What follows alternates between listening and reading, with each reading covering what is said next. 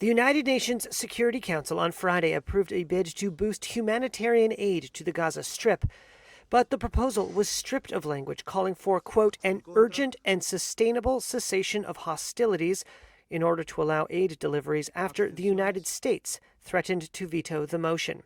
Instead, it calls for steps to, quote, create the conditions for a sustainable cessation of hostilities. This change frustrated other UN members. Here's the United Arab Emirates envoy to the UN, Lana Nusseibah. We know this is not a perfect text. We know only a ceasefire will end this suffering. UN Secretary General Antonio Guterres on Friday said Israel's operation was the primary obstacle in delivering desperately needed assistance. A humanitarian ceasefire is the only way to begin to meet the desperate needs of people in Gaza and end their ongoing nightmare.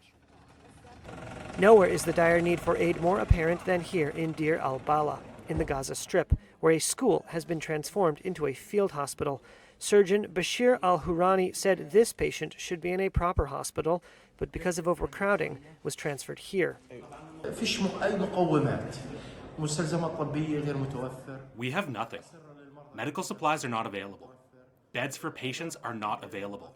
Sterilization tools are not available.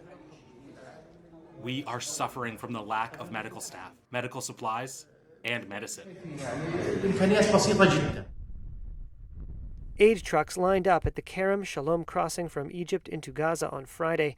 Israel says since the start of the latest conflict, more than 5,400 vehicles carrying humanitarian aid have been allowed in.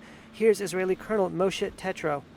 Our war is with Hamas, and we seek to reduce the impact on the people of Gaza.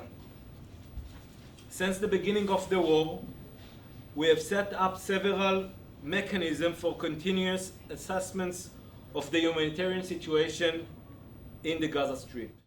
Israel launched a massive military retaliation against Hamas fighters after the Palestinian militants attacked Israeli communities on October 7th, killing 1,200 people, mostly civilians, and taking hundreds captive. The death toll has been staggering. Dr. Marwan Al-Hams is the director of the Abu Yusuf al-Najjar Hospital.